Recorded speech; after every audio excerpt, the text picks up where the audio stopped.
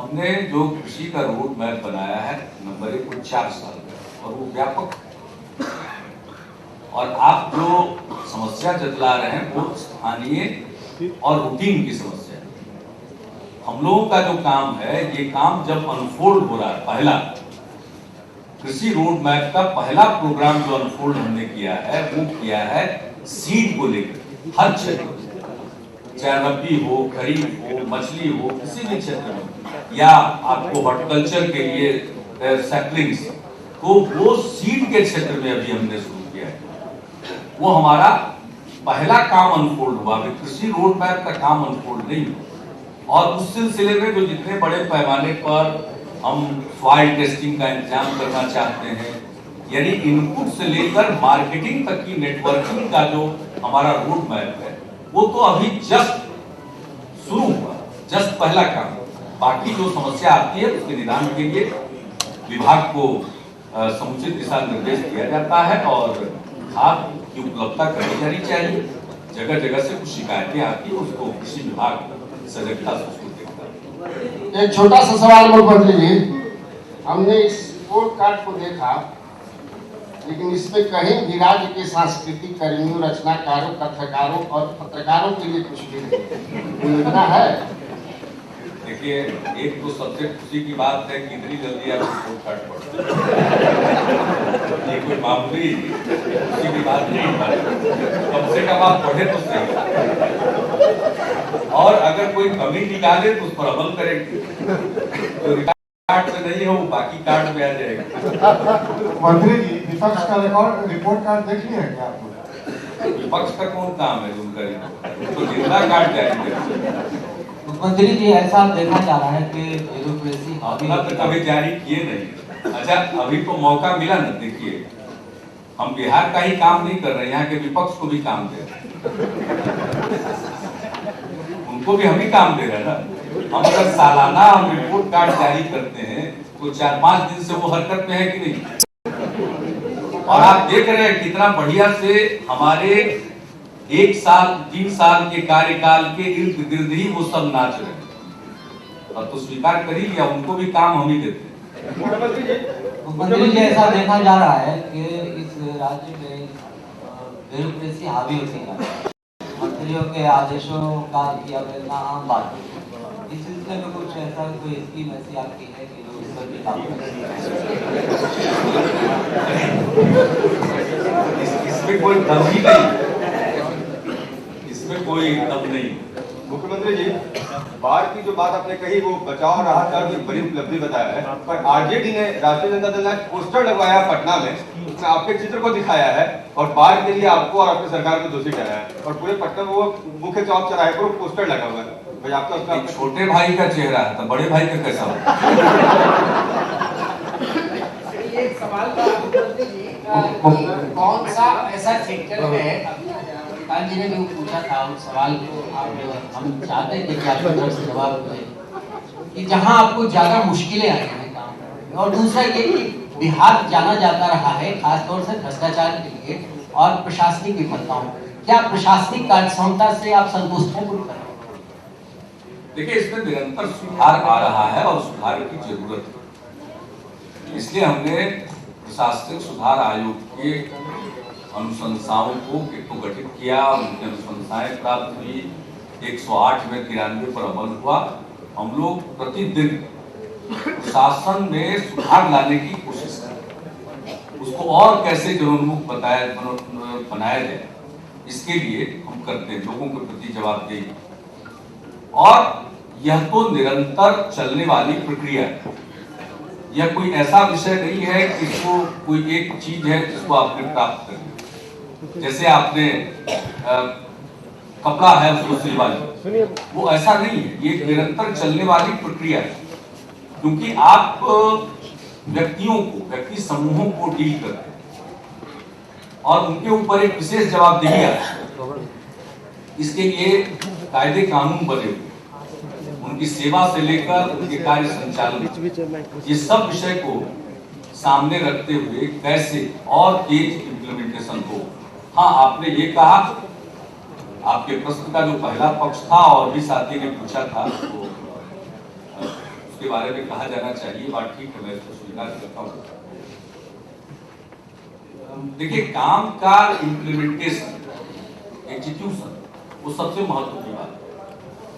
हम लोगों को जो तंत्र मिला था उसमें वो क्षमता नहीं, और आज जो हम इतना पैसा विकास के कामों में लगाना चाहते हैं, तो इसका जो एग्जीक्यूशन होना चाहिए वो तेजी से नहीं होता। हमारे पास काम करने वाली एजेंसी की कमी है, पहले कोई काम होता नहीं था, इसलिए वो कैपेसिटी भी बिल्डअप नहीं है। इंजीनियरिंग ऑर्गेनाइजेशन जो हमारे सरकार के हैं, वो भी इतना ज्यादा काम को हैंडल करने में सक्षम नहीं रहे, उनका तजुर्बा नहीं रहा, इसलिए उनको स्ट्रेंथन करने की जरूरत है।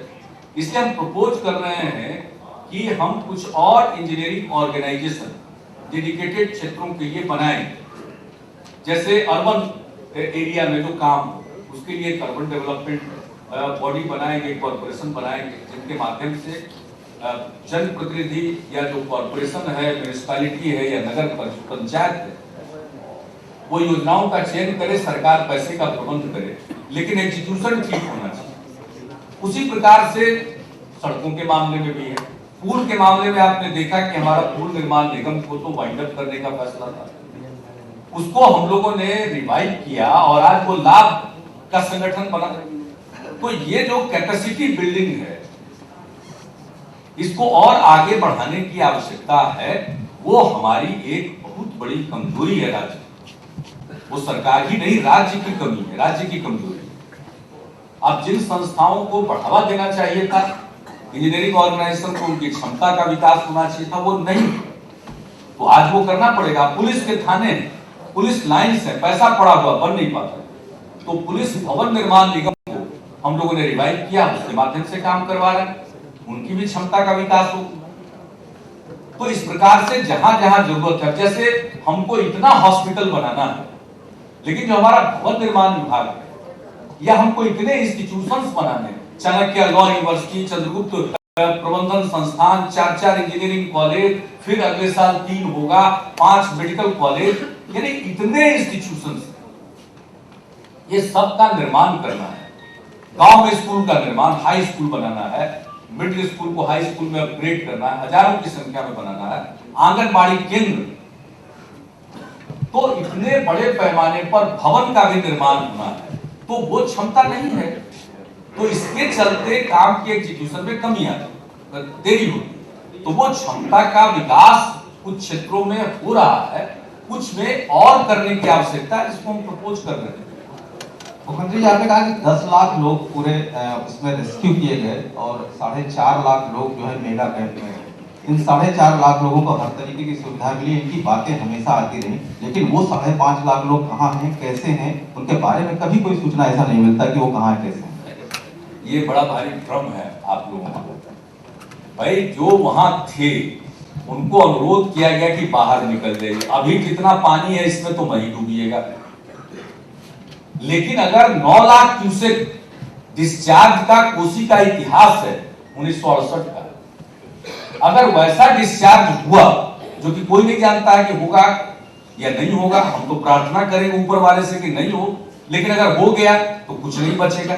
इसलिए लोगों को रेस्क्यू करके बाहर निकाला गया। तो कोई जरूरी नहीं कि सब राहत शिविरों में जाएं, लोगों के नाते रिश्तेदार हैं, इधर है उधर पहुंचे तो लोग रहे, अपनी इच्छा से गए, लेकिन जो रहना चाहे उनको राहत शिविरों में रखें। और हम तो सरकारी राहत शिविर का ये फिगर दे रहे, कई और संस्थाओं ने भी कुछ दिनों तक के लिए कुछ कैंप चलाए।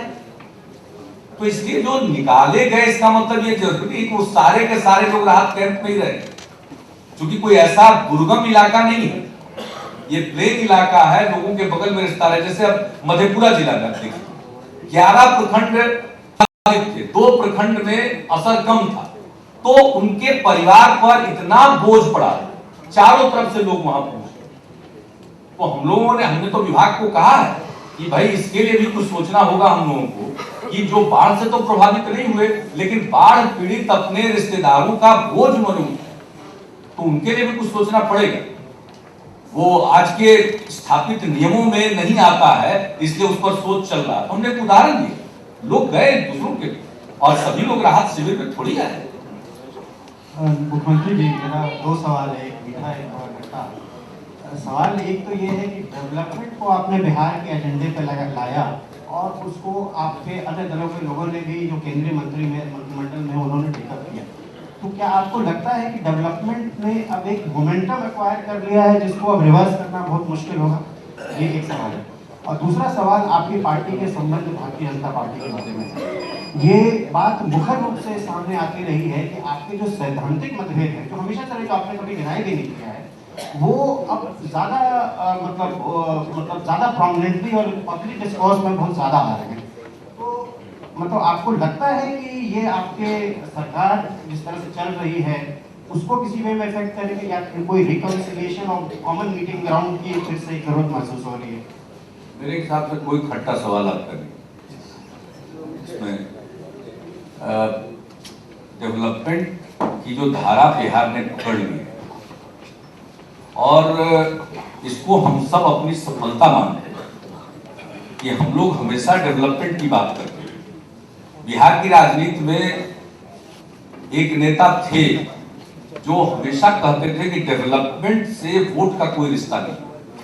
अब वो भी आजकल डेवलपमेंट बोलने लगे, तो ये तो हमारी सबसे बड़ी सफलता है। तो डेवलपमेंट को अब कोई रोक नहीं सकता। और कल के बिहार में जात की बात ज्यादा होती थी और आज के बिहार में विकास की बात ज्यादा होती है। तो ये तो इतना बड़ा परिवर्तन है कि अब इसकी धार को कोई बदल नहीं सकता। तो बिहार में एक तरह से एक स्वाभिमान भी बिहार का जगह है और इसमें भी हम लगे हैं। स्वाभिमान भी लोगों का जगह और बहुत हद तक जगह। उसके चलते अब डेवलपमेंट की जो तीव्र आकांक्षा है वो दबने वाली है। इसलिए डेवलपमेंट लोगों के मन में सबसे प्रमुख विषय के रूप में है। तो मैं तो कन्विंस्ड हूं कि अब डेवलपमेंट की धारा को मोड़ा नहीं जा सकता। दूसरा प्रश्न आपको, हमारे अलायंस में हम दो दल हैं यहाँ, उसको लेकर के तो कोई नई बात नहीं है। हम दो दल हैं, हम दोनों की विचारधारा अलग अलग है।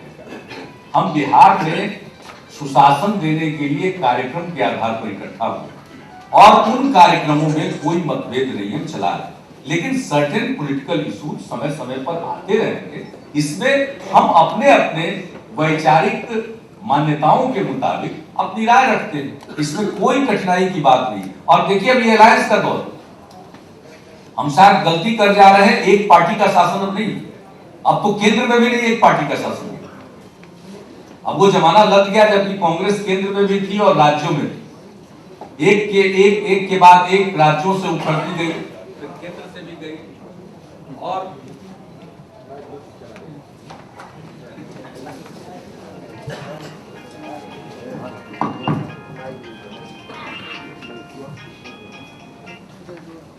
और अब अलायंस का दौर है।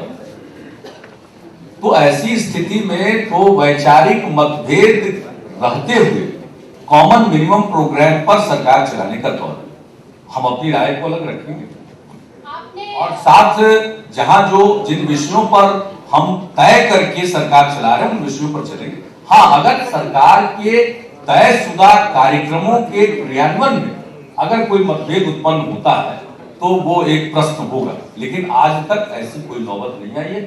हमने मिलकर कार्यक्रम तय किया और मिलकर उस पर अमल करें। आपने पंचायतों में और राज्य निकायों में हम लोगों ने पंचायत में दे दिया, नगर निकायों में दिया, तो अब महिलाएं ज्यादा से ज्यादा संख्या में आएंगी। अब हम लोग देखेंगे अपना अपना पार्टी में टिकट बढ़ाएं। मुख्यमंत्री जी, आप प्रेरणा स्रोत तो कभी रहे ही नहीं, इसलिए अगर कोई मन में भ्रम हो तो उसको आज से ही अपने कंप्यूटर से इरेज कर लीजिए। और रही बात अगले टर्म के बारे में, तो उसमें कोई शक शुबा नहीं होना चाहिए। मुख्यमंत्री जी, सूचना का अधिकार में आप अव्वल है पूरे भारत में। उसकी जांच कराएंगे और कार्रवाई करेंगे। सूचना के अधिकार में सूचना लेने का अधिकार है। और देखिए, इसके लिए तंत्र बड़ा विकसित है ठीक ढंग से।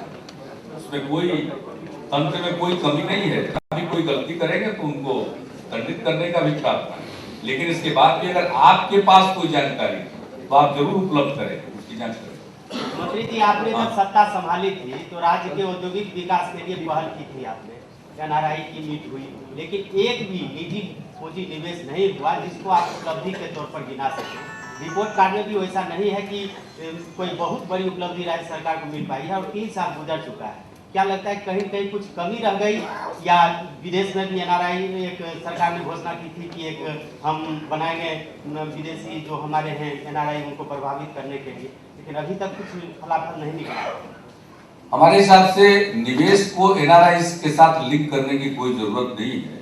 ये जो हर साल एनआरआई मीट होता है, और पहली बार सरकार बनाने के बाद पहले से तैयारी थी राष्ट्रपति शासनकाल से ही, तो हम लोग गए भी थे। तो ये सब काम एक जिसको कहिए रिचुअल कर चुके, लेकिन कहिएगा कि उस एनआरआई मीट से कोई निवेश आता है तो शायद देश भर का फिगर आप पढ़ लेंगे तो आपको पता चल जाएगा तो गेट टुगेदर ज्यादा है, और उसका मकसद भी यही है, एक वातावरण बनाना, वहां से कोई निवेश की उम्मीद रखना कोई अनावश्यक उम्मीद पालने के समान है और कोई बात नहीं। रही बात बिहार में निवेश का, तो 70,000 करोड़ रुपए के निवेश के प्रस्ताव हमें प्राप्त हुए। राज्य स्तर पर जो उनको मंजूरी देनी थी, यानी SIPB क्लियरेंस उनको मिला हुआ। उसमें जो स्थानीय उद्योगपति हैं उसमें से तो कई ने अपना एक्सपेंशन भी किया, शुगर मिल का, फिर उसमें डिस्टिलरी लगाने का हो या को जनरेशन का हो, ये सब काम हुआ। सेकेंडरी स्टील के सेक्टर में भी लोगों ने किया, दूसरे सेक्टर्स में भी लोगों ने किया। लेकिन जो निवेश के हमारे प्रस्ताव हैं वो अगर ब्रॉड कैटेगरी में उनको देखें तो एक है शुगर के क्षेत्र में, दूसरा है एथेनॉल के लिए, और तीसरा है बिजली के क्षेत्र। तो शुगर के सेक्टर में जो प्रस्ताव थे उसमें तो एक ग्लट का माहौल है दुनिया भर में, तो उसके चलते निवेशक ने इरादा बनाया और निवेश करने की इच्छा रखे, लेकिन जो चीनी क्षेत्र की स्थिति है अंतरराष्ट्रीय स्तर, उसके चलते वो फिलहाल अपना हाथ बंद किए हुए। वो यही नहीं, सब जगह। एथेनॉल के बारे में जो प्रस्ताव थे उसमें केंद्र ने एथेनॉल के संबंध में जो एक ऑर्डर निकाल दिया कि जो चीनी बनाएगा वही एथेनॉल बना सकता है। शुगर केन जूस से सीधे एथेनॉल बनाने की इजाजत पर उन्होंने जो प्रतिबंध लगा दिया, उसके चलते वो सारा का सारा प्रस्ताव रखा है। उन लोगों ने निजी निगोशिएशन करके अनेक स्थानों पर जमीन भी तय कर ली, सब कुछ किया, लेकिन उस नीति के चलते जिसके बारे में हम पिछले साल से कह रहे हैं। तीसरी बात है पावर सेक्टर। तो पावर सेक्टर में जो निवेश का प्रश्न है, बिना कोल लिंकेज के वो फ्रक्टिफाई नहीं कर सकते, तो कोल लिंकेज भी केंद्र को देना है। तो एथेनॉल के प्रोजेक्ट एथेनॉल संबंधी केंद्र की नीति के कारण पड़े हुए हैं, कोल लिंकेज के कारण प्राइवेट सेक्टर का पावर प्लांट पड़ा है, और शुगर सेक्टर में जो माहौल है उसके चलते। लेकिन यही माहौल सब दिन रहेगा भाई, 6 महीने के बाद यही एथेनॉल और यही कोल लिंकेज की स्थिति इंप्रूव कर जाएगी, तो अभी क्या, अगर सब कुछ ठीक ठाक रहा तो दिल्ली में अगर कुछ हम लोगों का से बढ़ेगा तो निवेश का तो ऐसा लगेगा कि विश्वास नहीं होगा उस समय। लेकिन हाँ, उसके लिए तो जरूरी है भाई जो बाधाएं हैं वो दूर हो, वो अपने हाथ में नहीं है। हम पिछले साल से ही इस बात को पॉइंट आउट कर रहे हैं, इस बार हमने एक कई मौकों पर इसका हमने उल्लेख कर दिया, लेकिन उसका तो कोई समाधान जब तक होगा नहीं, और निजी निवेशक भी आते हैं तो उनको हड़काया जाता है। एक निवेशक का तो मेरे सामने ही तजुर्बा, वो प्रेजेंटेशन दे रहे थे, वहीं पर फोन आया, हम बुलाए तो आए नहीं और आज यहाँ आए हो। तो भाई जब इस तरह की बात हो, कोई आना चाहे तो मांग मड़ोड़ा जाए, ये कोई बात छिपी छिपाई थोड़ी है साहब। अभी कौन नहीं जानता है 3 शुगर मिल जो लोगों ने लिया है यहाँ पर पुराना बंद वाले को, तो हम सब बात कहना नहीं चाहते। क्या क्या लोगों को कहा जाता है, खैर छोड़िए, वो सब वक्त नहीं है, वो सब तो के साथ तरक्की और एक बात, हाँ कंक्लूड, अगर कंक्लूड है, आपको सब मालूम है, हमको जितना कहना था कह दिया। और एक बात और, आप कोई पूछ रहे थे तो अंतिम हो। वज़ीर-ए-आला साहब, आप इंसाफ के साथ तरक्की का नारा देते रहे और इस पर आपकी हुकूमत अमल करा दी है, लेकिन आप अक़लियतों के सिलसिले में बार बार बहुत सारे ऐलानात करते रहे। आज भी आपने ऐलान किया तो क्या ये मुस्लिम तुष्टीकरण नहीं है? और अगर मुस्लिम तुष्टीकरण है तो आपके गठबंधन का एक घटक दल, जो प्रमुख घटक दल है, वो इसको बर्दाश्त करेगा? कमाल है, हमारा ये सुशासन के कार्यक्रम का अंग है। हम कोई पुष्टिकरण में विश्वास नहीं करते, हम सेवा में विश्वास करते हैं, हम सबकी सेवा करते हैं। और आपने कहा अमल करते हैं, मैट्रिक में फर्स्ट डिवीजन करने वाले का 2500 से ज्यादा को मिल चुका 10,000 रुपए की प्रोत्साहन राशि। और कुछ योजनाओं का तो हमने जिक्र किया हमारे सरकार का, और आप सिर्फ अल्पसंख्यकों का और बाकी सब लोगों के कार्यक्रम को देखिएगा, इसमें पढ़िएगा तो सबकी जगह है। और सब मिलकर के समाज के सभी तबकों की सेवा करना हम लोगों का उद्देश्य है, सभी वर्गों को साथ लेकर चलना उद्देश्य है। लास्ट सवाल मैं पूछना चाहूंगा, कहाँ तो लोग डरा रहे थे भाजपा और हम साथ थे, तो इसको लेकर अब कहाँ प्रश्न आ गया तुष्टीकरण तक। अब देख लीजिए हम लोग कितना ठीक ढंग से काम कर रहे हैं। शिक्षा से जुड़ा एक सवाल है कि शिक्षा से जुड़ा एक सवाल है कि बहुत सारी संस्थाएं, लेकिन शायद आखिरी सवाल हो तो अच्छा। तो आपकी मर्जी पर है। नहीं, हमारी मर्जी तो है जब तक बैठिए, लेकिन ये है कि खाना ठंडा होता रहेगा। आप बिना खाए जाने नहीं देंगे आपको। शिक्षा से जुड़ा है सवाल कि बहुत सारी संस्थाएं नहीं बनी, बहुत सारी योजनाएं भी सरकार की हैं, लेकिन जहां से शिक्षा के लिए शिक्षक आएंगे, जैसे जो यूनिवर्सिटीज है बिहार में, जो पुरानी संस्थाएं हैं, उन पर शायद उतना ध्यान नहीं दिया जा रहा है, ऐसा एक परसेप्शन है। इस पर आप क्या कहेंगे?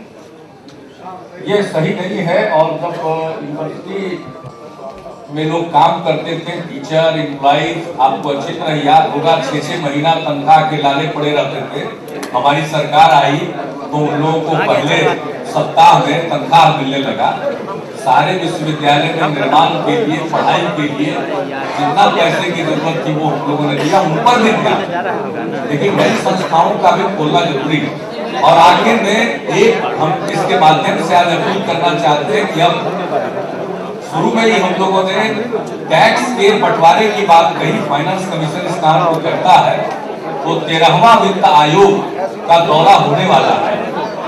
जिस प्रकार से 12वां वित्त आयोग में उस समय की राज्य सरकार के अनुरोध पर हम सब लोगों ने, उस समय हम विपक्ष में थे, हम लोगों ने मिलकर वित्त आयोग के समक्ष ज्ञापन दिया था, उसी तरह से आज हम अपील करेंगे कि हम सबको मिलकर बिहार के हक के लिए और अधिक से अधिक हमें हिस्सेदारी मिले, हमारे पिछड़ेपन को ध्यान में रखकर ज्यादा धनराशि मिले। कम से कम 12वें वित्त आयोग में जिन चीजों की बुनियाद पड़ी उसको आगे बढ़ाते हुए और पैसा मिले, इसके लिए मैं सभी दल के लोगों से अपील करता हूँ कि दिसंबर महीने में जब वो आएंगे तो हम सब मिलकर उनको एक ज्ञापन दें। यह हमारी एक अपील है। एक आखिरी सवाल और है। हाँ, ये कुशहार तटबंध में मरम्मत की क्या स्थिति है? जो वहाँ पर नेपाली इंजीनियर और ठेकेदारों से भगाने की बात आ रही है। नहीं, कल कुछ समस्या की खबर आई थी, हमारे जल संसाधन मंत्री को सूचना मिली, उन्होंने मुझे सूचना दी, तो कल हमने प्रणब बाबू से विदेश मंत्री जी को फोन लगाया, तो उस समय वो हवाई जहाज में थे। उस बीच में हमने कैबिनेट सेक्रेटरी से भी बात की, हमारे चीफ सेक्रेटरी ने फॉरेन सेक्रेटरी श्री शिवशंकर मेनन जी से भी बातचीत की, और बाद में फिर हमारी विदेश मंत्री जी से प्रणब बाबू से बात हो गई, और वहाँ भी हर स्तर पर उठाया गया। हमारे जल संसाधन मंत्री जी ने वहाँ के विदेश मंत्री जी से भी फोन किया, बात किया, तो वो कुछ हद तक कल की बाधा जो उसको बताया गया दूर हो, लेकिन हमने प्रणब बाबू से यह अनुरोध किया है कि इसके बारे में स्थानीय स्तर पर एक ठीक ढंग से मैकेनिज्म होना चाहिए, ताकि कई प्रकार के ऐसे काम होते हैं तो निरंतर होता है। अगर काम रुकेगा तो फिर वो पिछले का पीछा, पहले जो काम किया गया वो वास्तव, इसलिए उसमें जरूरी है। और बाकी को माइनर थोड़ा बहुत चलता ही है। 11 तारीख को आपने घोषणा किया था तालीमी मरकज के लिए, 4 तारीख को आपने घोषणा किया था कि तालीमी मरकज जमीन पे काम करेगी, लेकिन अभी तक यूनिवर्सिटी में काम नहीं कर पा रही है, इसलिए आप क्या कहेंगे? को बहुत बहुत धन्यवाद, और अब सब लोग चले भोजन पर।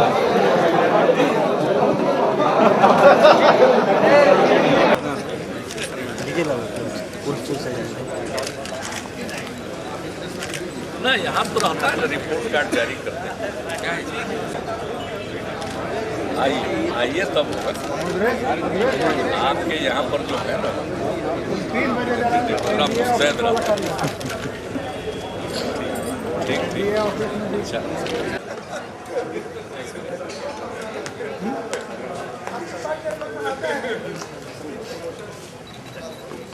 सब लोगों का भोजन हो गया।